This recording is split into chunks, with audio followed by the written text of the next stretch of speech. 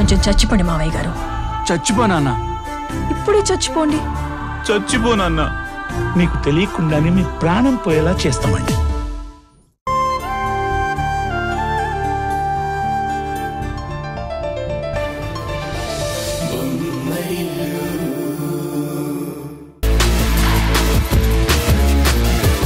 నమస్కారం బావగారు. నమస్కారం అమ్మా.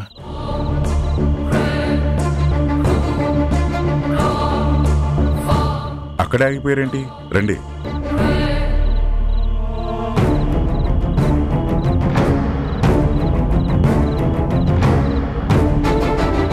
రండి రండి, కూర్చోండి. వద్దు బావగారు, నేను మర్యాదలు చేయించుకోవడానికి రాలేదు బావగారు. ఇంటి మర్యాదలు నిలబెట్టమని అడగడానికి వచ్చాను.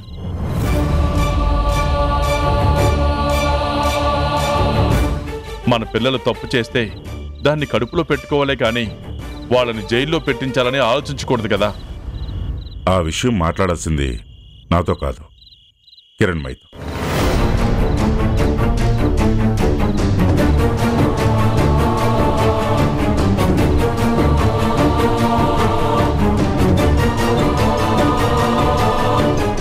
నాకు తెలుసమ్మా, వ్యాపారంలో కానీ వ్యవహారంలో కానీ ఎవరైనా చిన్న తప్పు చేసినా మీరు సహించరని క్షమించరని నాకు తెలుసు. కానీ కొన్నిసార్లు కొన్ని విషయాల్లో చూసి చూడనట్టు వెళ్ళాలమ్మా. చూసి చూడనట్టుగా వెళ్ళటం, చూసి కూడా చూడనట్టుగా నటించటం మీకు అలవాటేమో, నాకు అలవాట్లేదు. తెలిసో తెలియకో తప్పు చేస్తే క్షమించొచ్చు. ఆ తప్పుని సరిదిద్దుకునే అవకాశం ఉన్నా సరిదిద్దుకోలేకపోవటం, సరిదిద్దుకోమని హెచ్చరించినా పట్టించుకోకపోవటం క్షమించరాని తప్పు. క్షమించరాని తప్పు. అలా క్షమించరాని తప్పి చేసింది మేఘన. నిజమేనమ్మా, తను తప్పు చేసింది కాదనట్లేదు. దానివల్ల పోయేది మన పరువే కదా.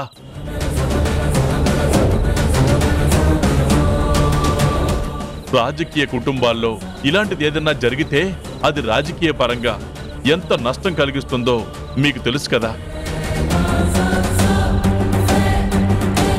అందుకని మీరు ఆ కేసును విత్డ్రా చేసుకుంటే రాజకీయ పరంగా మీకు నష్టం జరగదు, వ్యాపార పరంగా మీ కూతురికి లాభం జరుగుతుంది అంటారు, అంతేగా? అంటే లాభ నష్టాల కన్నా కూడా పరువు ప్రతిష్టలు ముఖ్యం కదమ్మా. ఆ పరువు ప్రతిష్టల కోసమైనా మీరు ఆ కేసు విత్డ్రా చేసుకోవాలి. మేఘనాని పోలీస్ స్టేషన్ నుంచి బయటికి తీసుకురావాలి. కావాలంటే మీ కాళ్ళు పట్టుకుంటానమ్మా.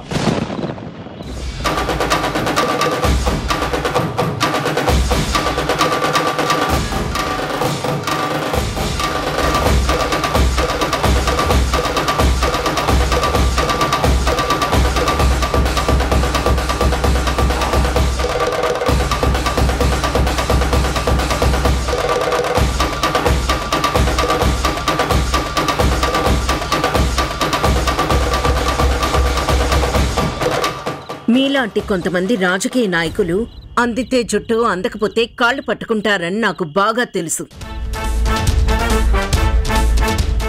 ఇవాళ మీకు కాళ్ళు పట్టుకునే ఛాన్స్ ఇచ్చానంటే రేపు జుట్టు పట్టుకునే ఛాన్స్ ఇచ్చినట్టు అవుతుంది. ఇప్పుడు నేను రాజకీయ నాయకుల్లా రాలేదమ్మా, మీ బంధువులా వచ్చాను. బంధువుగా వస్తే భోజనం చేసి వెళ్ళండి, అంతేగాని ఇలా మీ కూతురు గురించి కాళ్ళు పట్టుకోవడాలు, కాక పట్టడాలు చెయ్యొద్దు. మేఘన నా కూతురు మాత్రమే కాదమ్మా, మీ కోడలు కూడా కదా. మేఘన అలా అరెస్ట్ అవడం వల్ల నా పరువే కాదమ్మా, మీ ఇంటి పరువు కూడా పోతుంది కదా. మా ఇంటి సంగతి, మా పరువు సంగతి మేం చూసుకోగలం, మీరేం చెప్పనక్కర్లేదు. అయినా ఎంతసేపటికి మీరు మీ పరువు పోతుంది, మా పరువు పోతుందన్న ఆలోచిస్తున్నారే తప్ప మేఘన చేసిన తప్పు వల్ల కార్మికుల ప్రాణాలు పోయే పరిస్థితి వచ్చింది. దాని గురించి ఆలోచించరేంటి? వద్దు, ఇంకేం చెప్పొద్దు.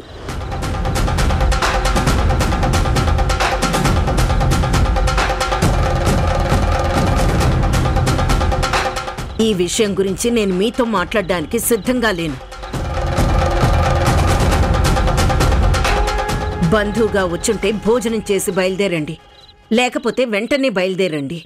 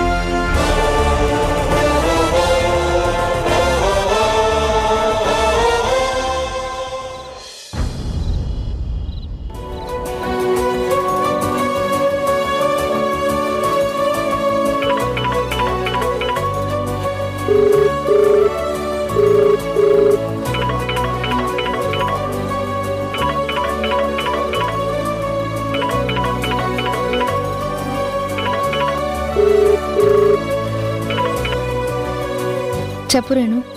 వదినా, నీకు గుడ్ న్యూస్. ఏంటి, మేఘన అక్క కేసు నుంచి బయటపడిందా?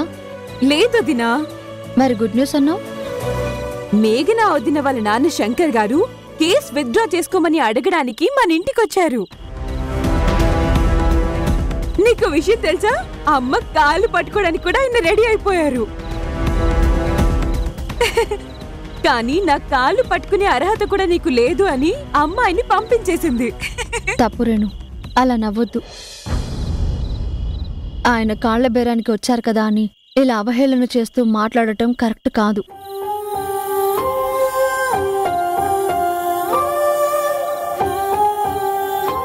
ఆయన మేఘన అక్క తండ్రి, మన ఇంటి వియ్యంకులు. అలాంటి వాళ్ళ గురించి ఇలా మాట్లాడకూడదు.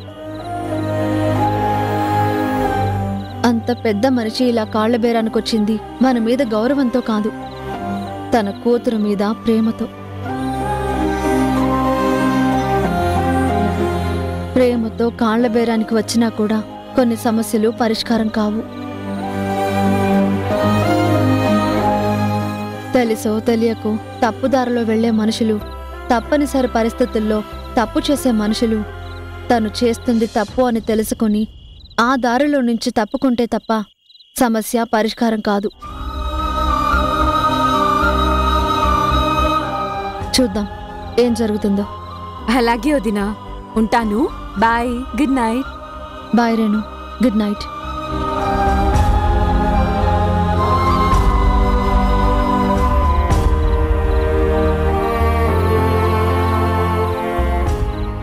ఏంటలా చూస్తున్నారు?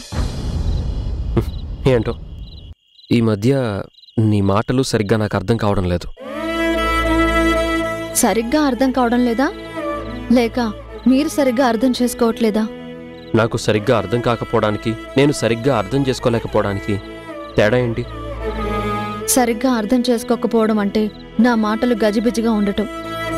సరిగ్గా అర్థం చేసుకోలేకపోవడం అంటే మీ మనసు గజిబిజిగా ఉండటం. నా మనసు గజిబిజిగా ఉండడం ఏంటి? అలా ఎందుకు ఉంటుంది?